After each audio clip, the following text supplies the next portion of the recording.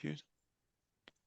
So welcome everyone. A quick note that we are recording and that the recording will be published on our YouTube channel, History at Newcastle.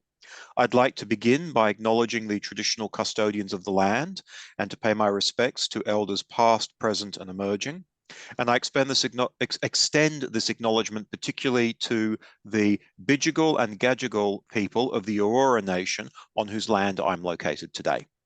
Our speaker today, İlkay Yılmaz, is a Deutsche Forschungsgemeinschaft funded research associate at Friedrich Meinecke Institute at the Department of Modern History at Freie Universitaet Berlin. Her articles have appeared in the Journal of Historical Sociology, Middle Eastern Studies, the Journal of Ottoman and Turkish Studies, and Photo Researcher, Journal of the European Society of the History of Photography. Her research interests focus on the history of security, passport history, inter-imperial collaboration on policing, state formation, and the history of violence in the late Ottoman Empire. Her book, Ottoman Passports, Security and Mobility, 1876 to 1908, is published by Syracuse University Press and came out in September 2023. Her paper draws on this work and is titled Ottoman Passports, Security and Geographic Mobility, 1876 to 1908. İlkay, over to you. Thank you. First of all, thank you for inviting me. It's really exciting to share my research with you. So yeah, I mean, my book is titled Ottoman Passports, Security and Geographical Mobility. So let me start with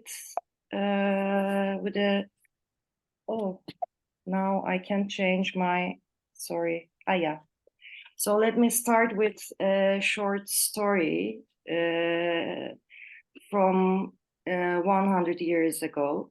So actually more than 100 years ago, a 30-year-old Armenian woman named Margaret, the wife of Hatchik, who was the son of Arvan, and her 12-year-old daughter, Aznif, from the town of Çardak, Karahisari Sharki in today's Anatolia, Sivas, were given permission to leave for North America on the condition of no return to the Ottoman Empire. Their internal passports, which were required for travel within the empire and could also be used as identity documents in practice, were confiscated, and their international passports were inscribed with the sentence, quote, "No return to the Ottoman Empire henceforth," end quote. They were registered for immigration to America, which also meant the deprivation of their citizenship according to a decree aimed at Armenians. Their photographs were filed at the local police station and circulated to the Ministry of Interior and the Ministry of Foreign Affairs. The main reason for those bureaucratic regulations was that the Ottoman government suspected every Armenian who migrated to North America as a potential revolutionary, a conspirator against the Ottoman Empire. At the same time, the Ottoman government deprived Armenians who migrated to North America after 1896 of their citizenship rights. Armenians with US passports were not allowed to re-enter to the Ottoman Empire. So it was also part of the Ottoman population policies. Margaret and Aznef were also the target of those regulations. Unlikely though, it seems Margaret and Aznef's file was closely related to an event that shook another empire, the assassination of Empress Elizabeth of Austria-Hungary on September 10, 1898. In the wake of this assassination by the Italian anarchist Luigi Luciani, the Italian government hosted the International Conference of Rome for the Social Defense Against Anarchists. This conference was one of the first inter-imperial collaborations that led to the funding of today's Interpol. The conference discussed how to define anarchists and anarchist acts, as well as contemporary methods of policing, surveillance, extradition. Passport technologies and practices were important for knowledge exchange on controlling geographical mobility and for inter-imperial information sharing as part of gathering intelligence on suspects. The bureaucratic infrastructure of passport practices was later standardized internationally. This historical turn also affected Ottoman passport practices. The Ottoman Empire was one of the first states to actively use the new technologies of filing, registering, and circulating intelligence, which also involved the use of photographs even before the conference.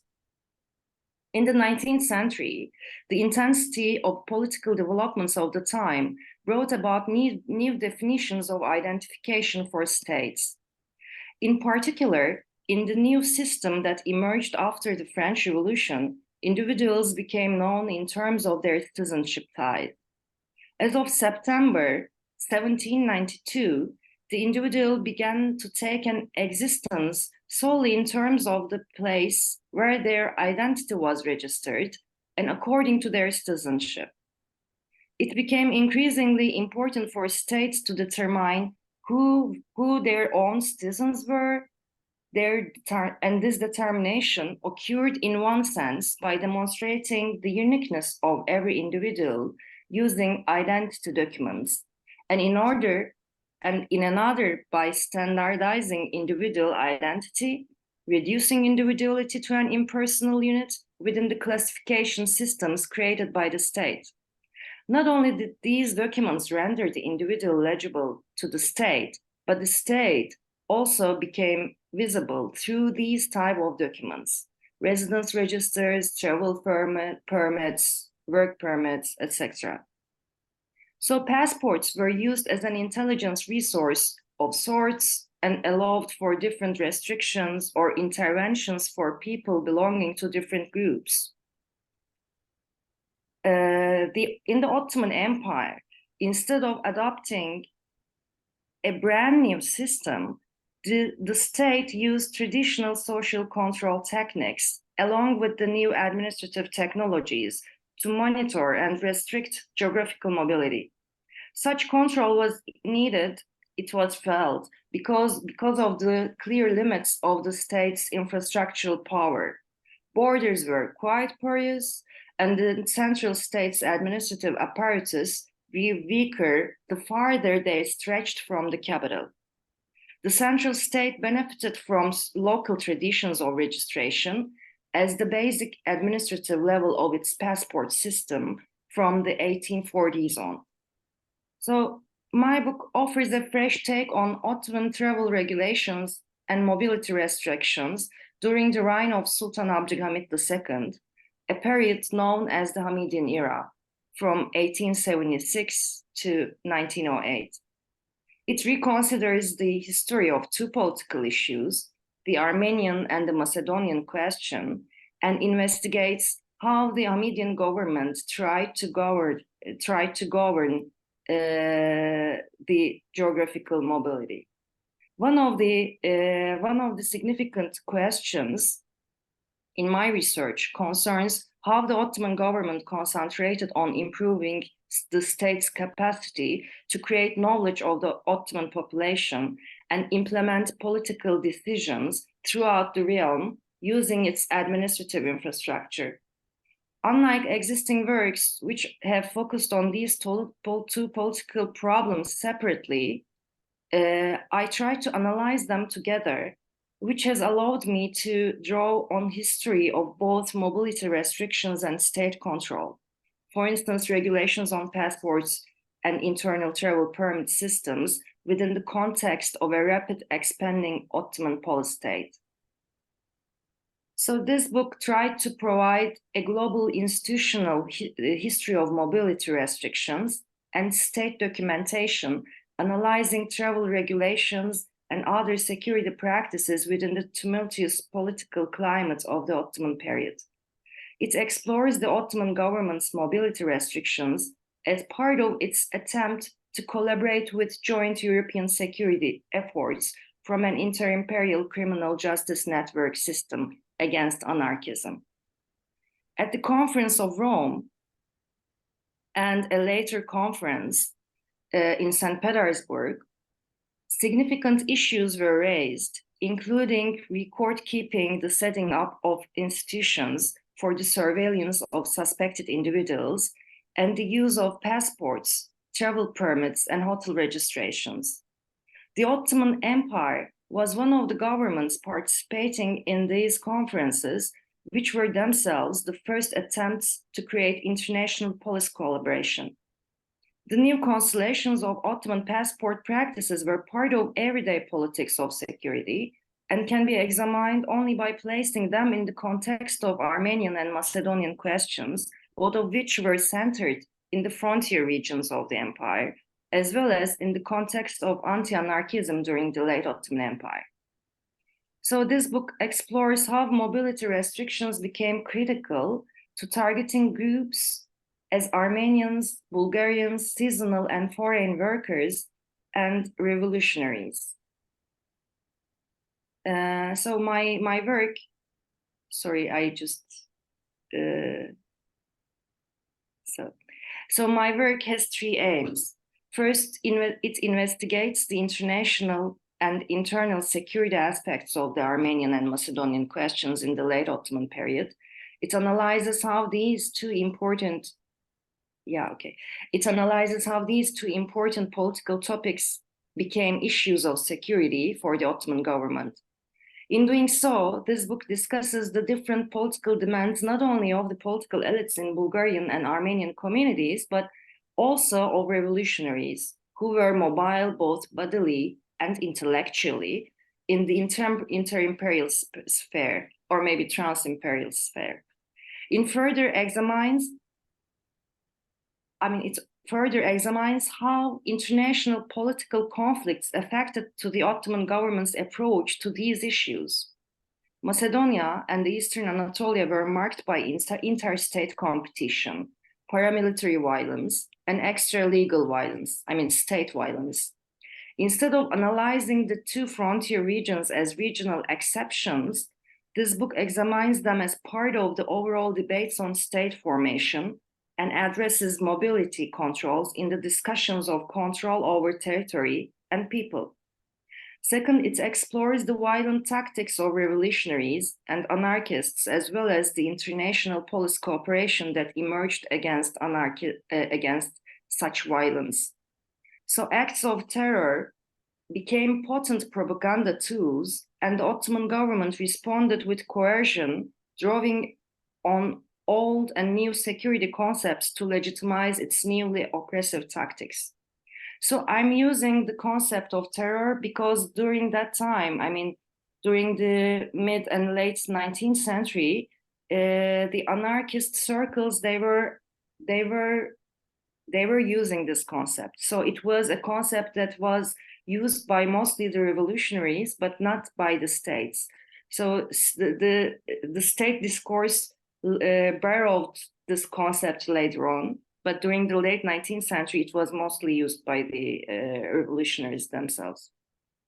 So for the Ottoman government, the Ottoman government also joined in international security collaborations against anarchism, as it sought to crack down the overlapping categories of working class foreigners, Armenians and Bulgarians, who were suspected of working against the regime.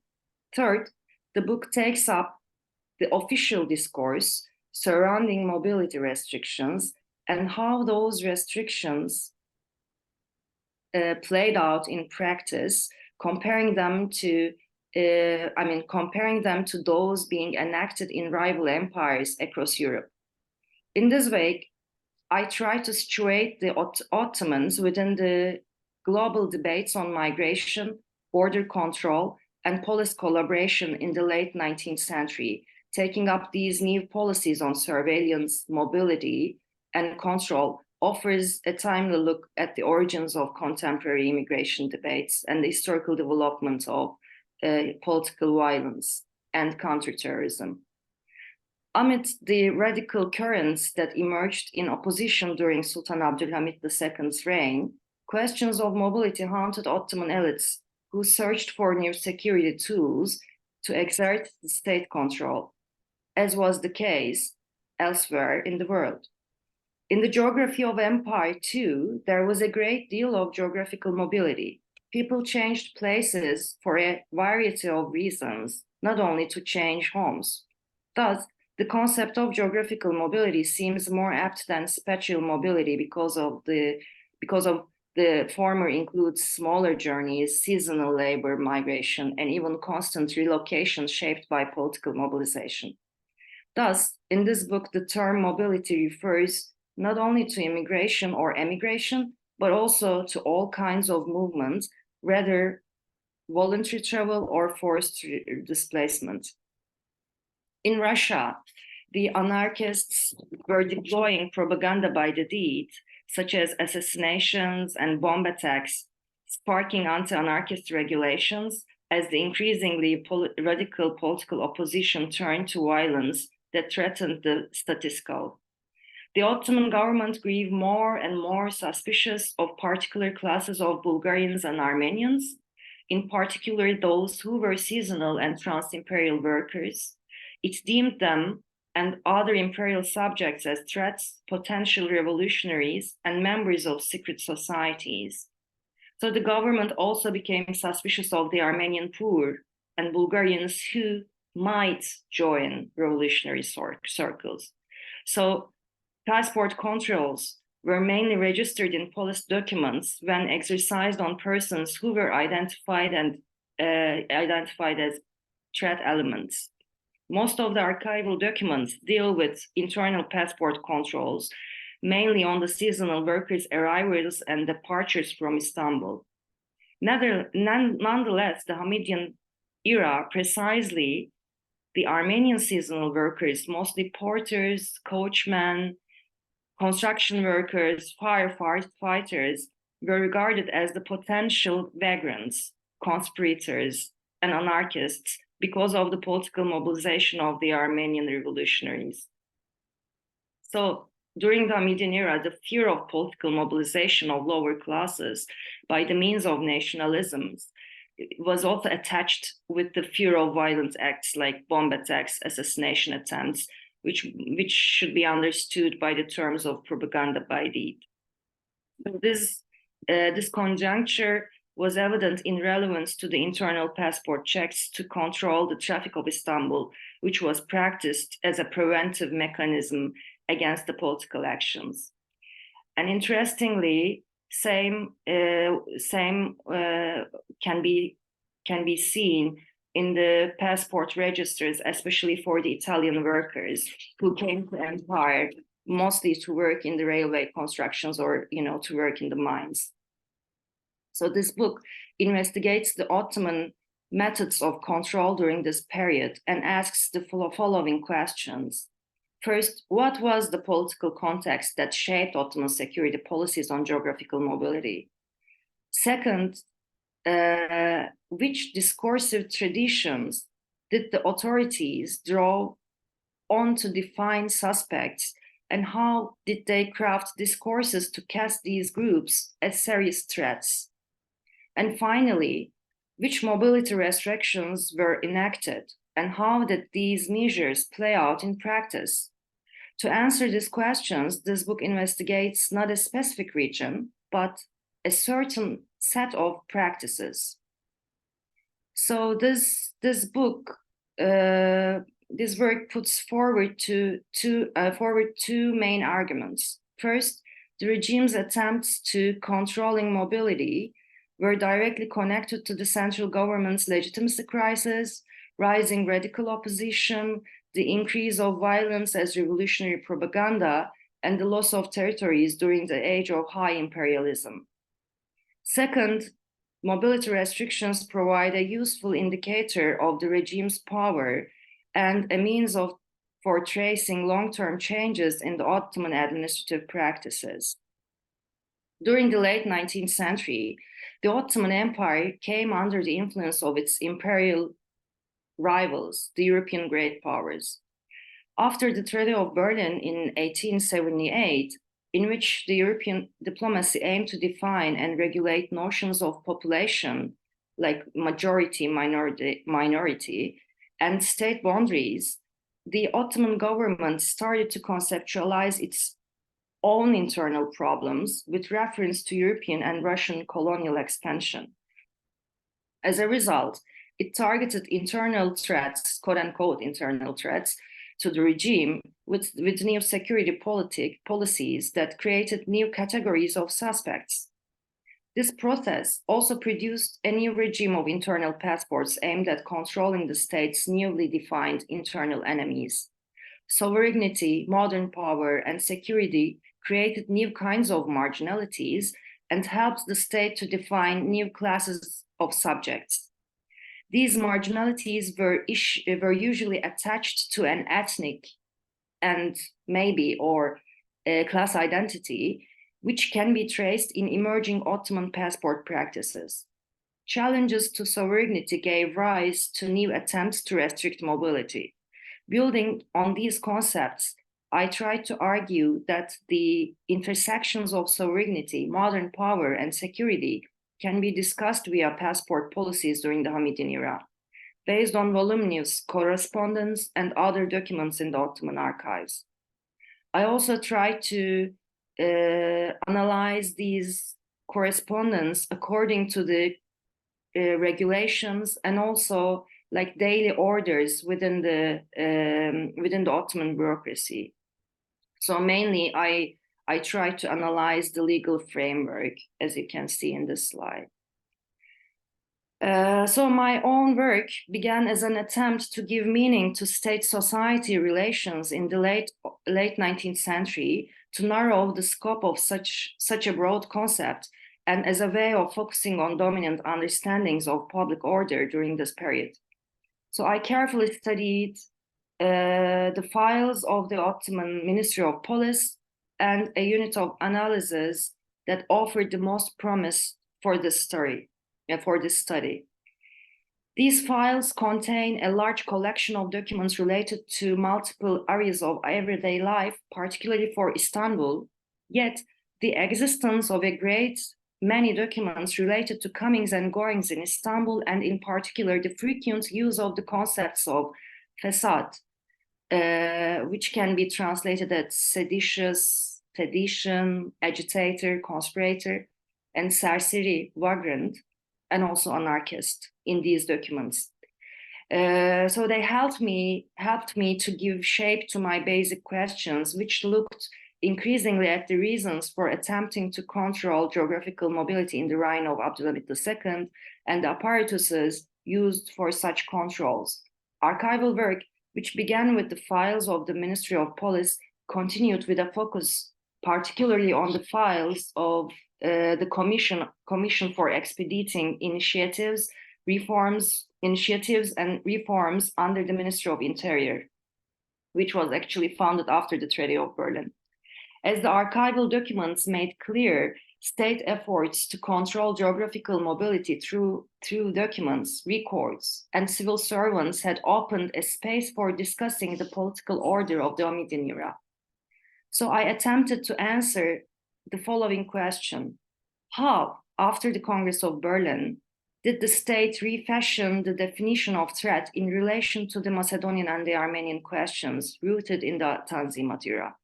To this end, and with an eye to bridging global history and socio-political history, I evaluate regulations and practices related to passports and travels in terms of everyday security issues, and situate such practices in the context of the Armenian and Macedonian questions.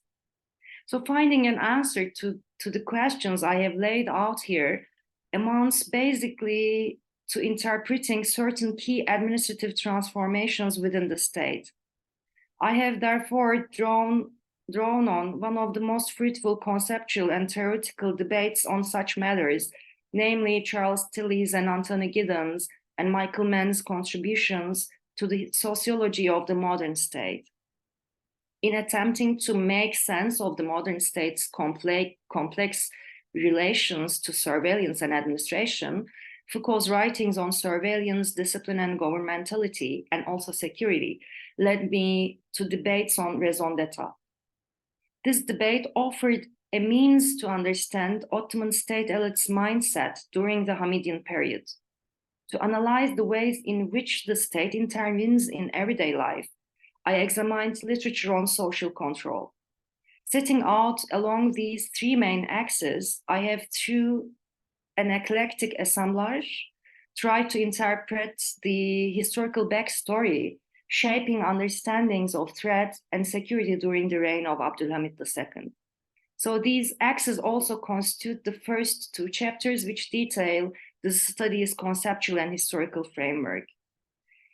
The search for an answer to the questions of what state elites had to say about groups or elements or people they perceived as threats forms the third and fourth chapters of this book. So this search pushed me to research two international events attended by the Ottoman government on the concepts of anarchists and anarchist actions, the Conference of Rome, and later the St. Petersburg Protocol in 1904. In addition to evincing international collaboration or cooperation on the matter of security, these conferences also exposed what states had to say about groups they characterized as threats and the similar practices they adopted with respect to those groups. Again, the concept of anarchist taken up at these conferences was a new concept for the Ottoman government, as it was indeed for all states at the time. That set the question of how to evaluate the fact that such terms as anarchist, vagrant, and facade are used side by side in archival documents was crucial to my being able to make sense of the state's official administrative discourse. To my mind, the links between these concepts both signal a continuity in the discursive field that the state constructed related groups it perceived as a threat to security and set in motion a process of securitized criminalization and marginalization of these groups. Finally, in chapter 5, 6, and 7, I addressed that the state precisely did to control geographical mobility. In doing so, I tried to find a point of connection with past experiences from the perspective of the Ottoman government. As in the concepts of agitator and vagrant, or conspirator and vagrant, it seems to me that traditional mechanisms of social control, the Ottoman social control, to an important degree laid the groundwork for modern practices around passports. The same can be said for the formation of identity in modern sense. While trying to conceptualize information gathering and the limits of bureaucratic knowledge, I approached surveillance, which is based on a system of permanent registration. The modern system of registration is based on the recognition of individual identity and alienated administrative representation, both of which were ironically used with traditional social control mechanisms in the Ottoman case. Registration or administrative filing practices also paved the way for discrimination and also criminalization in some specific cases. Ottoman passport practices show the political effects of categories of identities in civil registration. The state benefited from those registers or identity markers to track migrants, criminals, and so-called suspects. It's worth underscoring that these developments were not particular to the Ottoman case. The period examined was one in which geographical mobility was widespread and to a degree that I did not initially expect. And of course, both the state apparatus for controlling geographical mobility and the interpretation of mobility through certain categories of identity are related to forms of intervention in ways appropriate to internal conditions as well as to new administrative strategies deemed necessary by the logic of government. So the last two chapters aim to reveal the nature of administrative orders and their practice in daily life. Though the incidents in this part of the study reflect the state's stance and actions, the latter are not the focus here. Rather, I look at the difficulties encountered by people subjected to these practices and how they evaded the difficulties the practices caused. aiming to examine the construction of state power through the mediation of modern state apparatus, the study ultimately seeks to render visible the forms of discrimination that took shape around the strategies of administration transformed by this reconstruction of power. So my work on Ottoman passport practices reveals a state network of administrative offices, correspondences between these offices, both high-level bureaucrats, including ministers, and lower-level public officials, registers, and personal identity documents, international passports, internal passports, photographs in administrative files, and identity documents. So I called them the administrative network. Not only the political decisions in high-brook politics or law, but also everyday administrative decisions and regulations in daily life and basic paperwork created an administrative network that hung like a black cloud over the heads of the quote-unquote labeled. This administrative network consisted not only of administrative structure as offices, but of bureaucrats, bureaucratic correspondence, offices, documents, photographs, traditional social control mechanisms, and their actors. So these labels were also created on the ground of securitization of political issues and used through the administrative network. So thank you for your patience. So at the end, I also want to share another photograph from the Ottoman archives, another family who are trying to migrate to America. So their photographs also ended up in the Ottoman archives.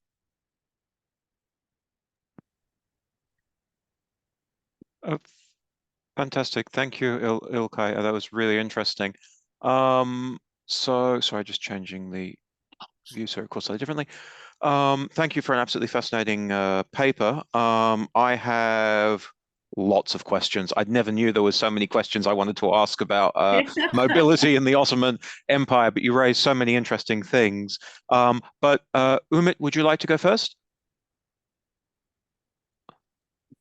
Thank you so much. I just have a brief question since I have known the content and nature of the book and İlkay's fascinating work for a long while. I was always wondering the following question because I never had an opportunity to ask. So since we are now three of us and I think I have enough space to ask, I wonder if you have looked at other cases, other empires with regard to passport policies and its relation or nexus with the citizenship rights. How do you reflect upon that, the comparative aspect, the same multinational and multi-confessional empires, just like Ottoman Empire? Yeah, thank you for the question. Actually, it's interesting when you look at the literature on passports. I can say like up to 9/11, the majority of the works was dealing with France, what was happening, the revolutionary France and afterwards. So there was this understanding that the passport practices and regulations emerged from this revolutionary era.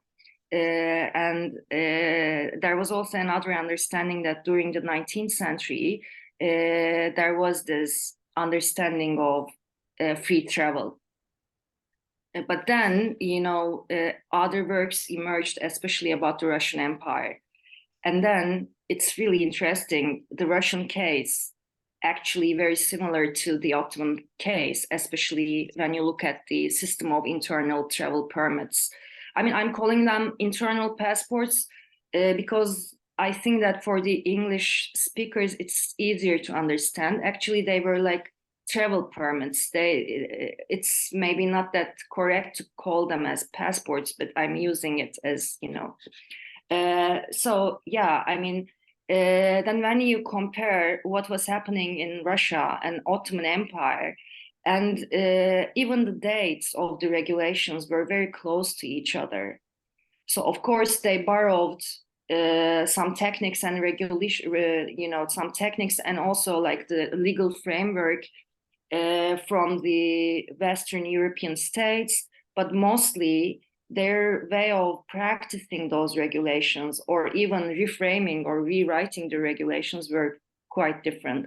And these two empires, they were also using like old social control mechanisms, which is mostly based on a guarantor system. This collective guarantor system. So yeah, I mean, I try to compare both the regulations and the practices in those empires and understand, and I try to understand how they were trying to also frame their, the citizenship regulations as well. Yeah, thank you for the question. Absolutely fascinating. So I was so many questions. Okay, so start with how significant was anarchism in? I mean, you talk about the way these categories bled into each other. Was there really a big problem with anarchists in the Ottoman Empire, or was this more of an imaginative thing? Actually, no. I mean, it's a wonderful question. Yeah, I mean, it's really interesting that, of course, I mean, I also showed in the slide. I didn't talk about them that much, but so of course there were some, violent bomb attacks or assassination attempts in the late Ottoman Empire. But the main reason for them, actually, the ways or the channels for political participation were mostly blocked. There was a huge issue about political representation, and of course the Hamidian regime was an oppressive one. And of course, in those provinces that I was talking about, there were also ethnic clashes, and especially in the eastern provinces, there were pogroms. So these, tools, or maybe I can put it like this: the propaganda by deed tools, they were actually mainly used to take attention to some certain political problems. But most of those people who were involved on those actions, they were not, or groups, they were not defining themselves as anarchists. The only exception was the Gemici group. It was a very small group, and they did this Thessaloniki assassinations in 1903. But except that, I mean, the others, they were defining themselves like social democrats, socialists, or nationalists, but very rarely anarchists.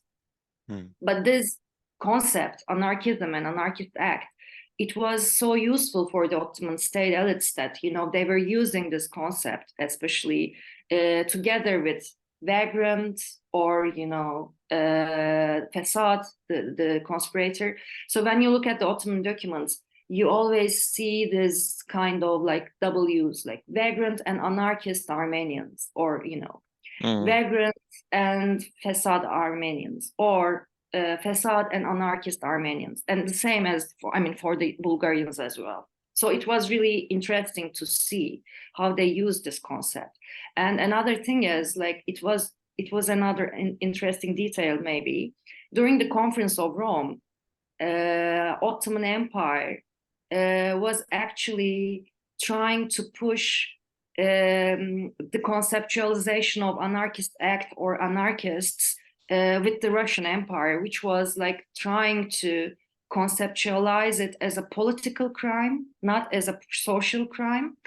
And actually, they were pushing this definition to put the anarchists under the category of, in the Ottoman Penal Code, it was very similar to the French Penal Code. There was this section, the crimes against the state. So they were trying to reframe the anarchist acts and the anarchists themselves as the criminals who were organizing violent attacks or trying to organize or, doing propaganda against the state itself. So in that sense, they were using these concepts or, conceptual frameworks to label those people or, those suspects or so-called suspects, to put them under the category in that, I mean, referring to the category of crimes against the state. Fascinating. And you mentioned Italian migrant workers. Where else were migrant workers coming from that were coming into or trying to come into the Ottoman Empire? It's really interesting, actually.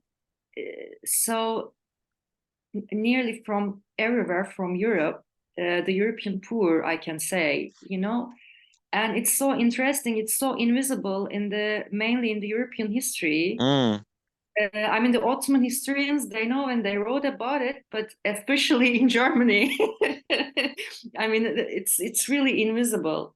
So from Austria-Hungary, even from Poland, Russia, Germany, so sometimes from France, but not that much. So it's really interesting that yes, they were coming to Ottoman Empire mostly to work on these big construction works, and of course Italians. I mean, the number of Italians, they were so mobile inside the Ottoman Empire, and also Egypt, because I mean during that time Egypt was under the, maybe I can say, like veiled protectorate of, you know, Great Britain, so it was another case. But there were these Italian anarchist hubs in Egypt, mostly in Alexandria, so that they were their own publication houses. Even they created the schools and so on. But yeah, so mostly the European and maybe Russian, I mean / Russian migrant workers were mobile inside the empire in construction works and new factories. Yeah, that's fascinating. I've looked a lot or I've read a lot about migration history to do with the Ottoman Empire. Sorry, Habsburg Empire, to do with the Habsburg Empire. And there's a lot of literature about migration from the Habsburg Empire to Germany, from the Habsburg Empire to America.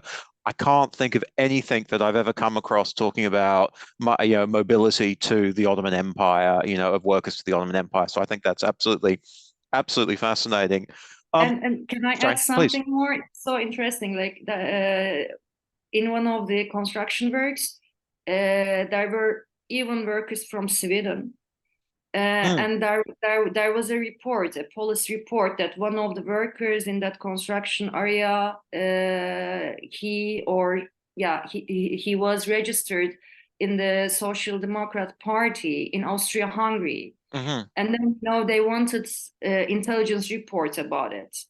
So the consulate, the Austrian-Hungary consulate or embassy in Istanbul, they asked to the ministry, and then they sent all the political belongings of the workers who had the citizenship of Austria-Hungary to Ottoman Empire.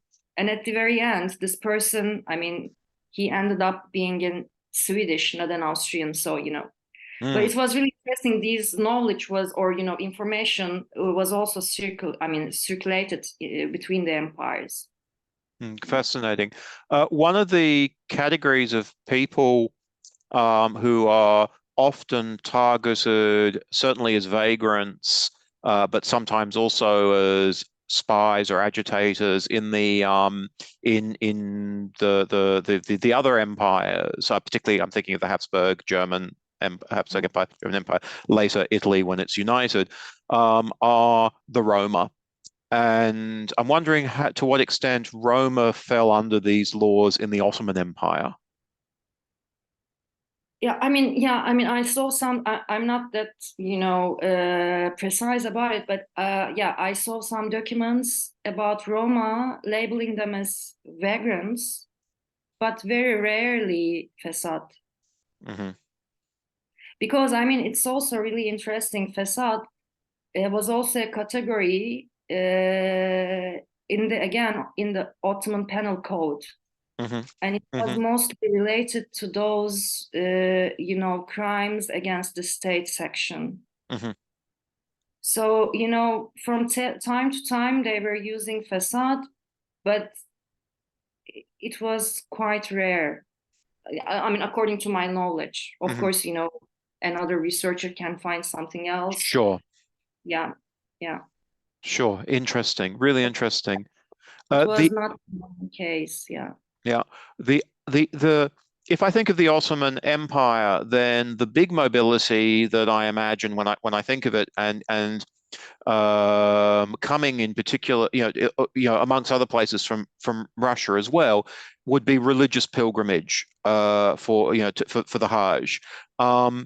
To what extent did this kind of policing work, this kind of also extend to monitoring pilgrims, and to what extent was there a fear of undesirables coming in under the cloak of pilgrimage? Actually, there are some works about it. Lale Can's works, and you know, Lowe, also Christopher, he also wrote about it. Okay. So I mean, under the passport code, actually, I didn't write it at all in the book. But you know, under the passport regulation, there is one specific article about the pilgrimage. Okay. So you know, they should carry passports. And there were some specific regulations that it was easier for the people who wanted to, you know, go to Hajj, or you know, for travel for the pilgrimage. But the main issue was actually the epidemics. Okay. You know, and of course, you know, identifying those people, controlling the travel routes. I mean, they're very important, but the main issue, as far as I remember, the main issue was the health controls. That's really interesting. And the security of those people who were traveling, because they were not only the subjects of the Ottoman Empire, but you know, they were also coming from different geographies and from different empires as well. Yeah. So it was also a prestige policy for the Ottoman Empire, quote unquote, to protect the, you know, those people while they were doing their religious duty. And of course, I jumped to the Hajj, but there's also Christian pilgrims coming as well. Were they more of a concern, or I mean, because I could imagine, and again, I'm coming at this from as a non-Ottomanist, but I can imagine the Christian pilgrimage would be seen as a potentially more problematic thing in terms of nationalism and things like that. Yeah, so actually, it's really interesting when you look at the bureaucratic framework for the foreigners who wanted to, or who intended to come to Ottoman Empire. First, they should hold an international passport. Then, you know, the first day of their arrival, they should go to their consulates and also apply for an internal passport, for the Ottoman internal passport.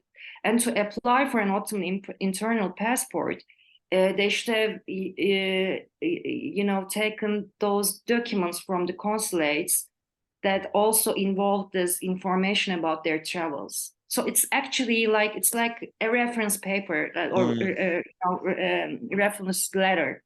So with that letter, or with that, you know, with all these red type, then they have the legitimate, or they had the legitimate means of travels. So it's again within this administrative network. So then it's easier. But in most of the cases, they didn't even go to the. I mean, it's so interesting. Like, you know, if they are quote unquote wealthy enough, if they were like well connected enough, they didn't mostly go to their, you know, consulates for and apply for an internal passport afterwards. They were just holding this, how can I say, this reference letters with them, and yeah. Right. Interesting. It's another case, yeah. I'm aware that there were. I'm sorry, you mentioned plague and epidemics rather earlier, and I'm conscious of the fact that I've read in travel descriptions that the Austrians maintained quarantine stations on the border with the Danube principalities, for example, and I assume on other points. I mean that's the bit of the border I'm most familiar with, but I assume on other points of the border as well. Were there also quarantine stations or these on the other side of the border in the Ottoman Empire? Yeah, I mean the borders. I mean, just I don't know actually, but the ports they had. The ports, okay. So with the port administration, within the port administrations, there were also like this like smaller bureaus of quarantine, and also the quarantine stations related to them, but they were mostly in, yeah, of course, the Eastern Mediterranean. But for the Black Sea region, for example, I'm thinking about Trabzon. In the port station, there was also this administrative bureau, but I'm not sure if they constructed a quarantine station at the port itself. You've spoke. So, but in the land, I mean, in the land borders, I haven't seen stations. But there were these like emergency decrees about quarantines. So there, it's also an interpretation of mine, but most probably they were like doing that as, I mean, not like they were not opening these like regular stations, but ad hoc stations in a way. As you've been talking, you've been addressing all sorts of all sorts of levels of government, if you like, that might be involved in this process. So police, local authorities, embassies and consulates, presumably both in both foreign consulates in Istanbul, but also I seem to recall you talking previously about the actions of Ottoman consulates elsewhere, health authorities and things like that.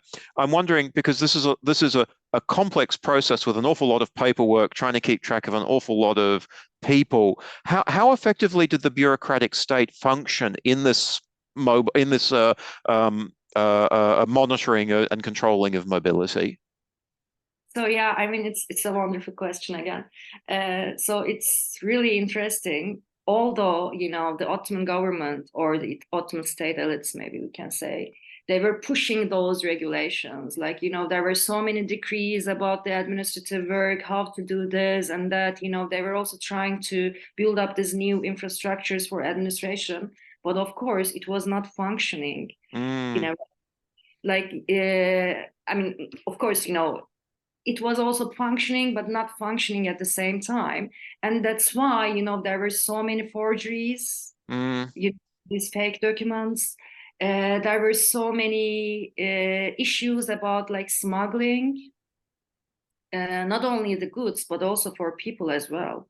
And there were like issues like, because, yeah, I mean, they were using photographs, but mostly for criminals, or there was this special decrees about the Armenian population. It's something else. But on the other hand, because of the fact that those documents were only written documents, and there were of course some specific information about the people's appearances in the documents, still you can't know, right? So people were like selling their documents to other people just for travel. And another thing is like especially for the sea traffic, so of course there were these port commissions, there were these port administrations, or like quarantine administrations and so on, but people were coming and going to other places in the seaside, in the coast regions, and just, don't use that quote unquote the normal way. So, when you think about it, then there was this huge traffic, which could not be controlled by the Ottoman Empire, but they were quite careful, especially for Istanbul. Right. And why that? I mean, other than is it just simply it's the capital and thus Istanbul is perceived to be more vulnerable, or is it that the state is, because it's the capital there, the power of the state to police things is greater in Istanbul? Why is Istanbul, are the controls so tight there? Both, actually, and it was not a new thing. So it was like, as the capital, Istanbul was always special, or Istanbul was always the exception in the means of control of mobility, controlling the mobility. So before the passport regulation, I mean the modern passport regulations, there were also these regulations about Istanbul to control the geographic mobility, to control the population numbers, even to control the mobility between or inside the neighborhoods. And they were always this, old social control techniques in a way. And of course, Istanbul was also famous with the rebellions, right? Right. Yes.